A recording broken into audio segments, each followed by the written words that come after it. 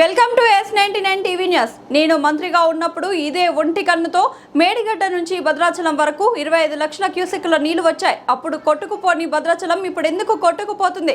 ఇప్పుడు మేడిగడ్డలో 1,00,000 క్యూసెక్కులు కూడా లేవు కదా. కాళేశ్వరం నీళ్లు వస్తే ఎక్కడ కేసీఆర్ గొప్పతనం మీరు ఒప్పుకోవాల్సి వస్తుందో అని అనేక అబద్ధాలు చెప్పి దాన్ని పండబెడుతున్నారు. కన్నెపల్లి పంప్ హౌస్ దగ్గర నీళ్లు లిఫ్ట్ చేస్తే లేదా అక్కడ నిలబెడితే మేడిగడ్డ దగ్గర భద్రాచలం కొట్టుకుపోతుందని చెప్తాడు.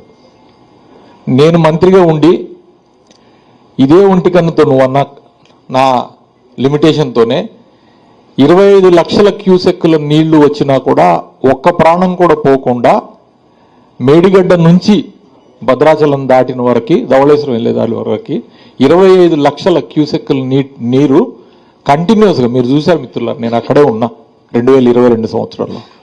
2023 సంవత్సరంలో కూడా 16-17 లక్షల దాకా క్యూసెక్కుల దాకా వచ్చింది. గోదావరి జలాలు రాలేదా? గోదావరి జలాలు 25 లక్షల క్యూసెక్కులు భద్రాచలం క్రాస్ అయిపోలేదా? భద్రాచలం కొట్టుకుపోయిందా? ఇప్పుడు అక్కడ 1,00,000 క్యూసెక్కులు కూడా లేదు కదా. దాదాపు ఉంటే 1,00,000 క్యూసెక్కులే. వాటిని ఎత్తిపోసి ఉత్తర తెలంగాణకు సంబంధించిన వరప్రదాయని కాళేశ్వరం ఆ రైతుల ఆకాంక్షలు నెరవేర్చండి. ఎల్నినో సీరియస్ ఎల్నినో ఉంది, వర్షాభావ పరిస్థితులు ఉన్నాయి. మరి ఏ రకంగా ఎడిదిరిగి ఎటు వస్తుంది అనేది అర్థం కావట్లేదు. వర్షాలు పడతాయో పడవో. ఇప్పుడు వచ్చే నీళ్లు కూడా ఇంద్రావతి నుంచే వస్తాయి. ఈ కాళేశ్వరం ప్రాజెక్టు కట్టినప్పుడు కూడా కేసీఆర్ గారు పదే చెప్పారు, ఒకవేళ గనక పైనుంచి గోదావరిలోకి ఇన్ఫ్లోస్ మహారాష్ట్ర నుంచి కానీ లేకపోతే కర్ణాటక నుంచి కానీ ఇన్ఫ్లోస్ లేని సమయంలో కూడా మనకి ఇంద్రావతి నుంచి మనకి ప్రాణహిత నుంచి మనకి కంటిన్యూస్గా ఫ్లోస్ ఉంటాయి.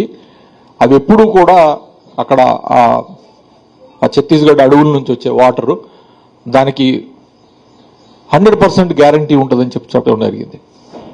అది అలా వాస్తవం. ఆ వచ్చే నీళ్లు కూడా పైనుంచి నాసిక్ త్రయంబకేశ్వరం నుంచి గోదావరి వచ్చేది అక్కడి నుంచి రావట్లేదు. గోదావరి ఇన్ఫ్లో ఇప్పుడు వచ్చే 1,00,000 క్యూసెక్కులు మేడిగడ్డ దగ్గర వచ్చేది. ఆ వచ్చేది కూడా ఈ 2 ఉపనదుల్లో ఒక ఉపనది నుంచి ఎక్కువ వస్తూ ఉంది. దాన్ని ఎత్తిపోసుకొని మిడ్ మానేర్ నింపుకోవచ్చు, లేకపోతే ఎల్లంపల్లి నింపుకోవచ్చు, లేకపోతే ఇతరత్ర SRSP పునరుజ్జీవన కార్యక్రమం అన్ని కూడా చేసి చూపించినాయి ఇవన్నీ. సరే, మీకు అడ్డొచ్చో లేకపోతే ఇంకోటో కాళేశ్వరం పంపులో ఆన్ చేస్తే మళ్ళీ ఆ కాళేశ్వరం ప్రాజెక్టు గొప్పతనం మళ్ళీ మీరు ఒప్పుకోవాల్సి వస్తుందన్నో ఇవాళ అనేక అబద్ధాలు చెప్పి దాన్ని ఆ ప్రాజెక్టును పండబెడతా ఉన్నారు.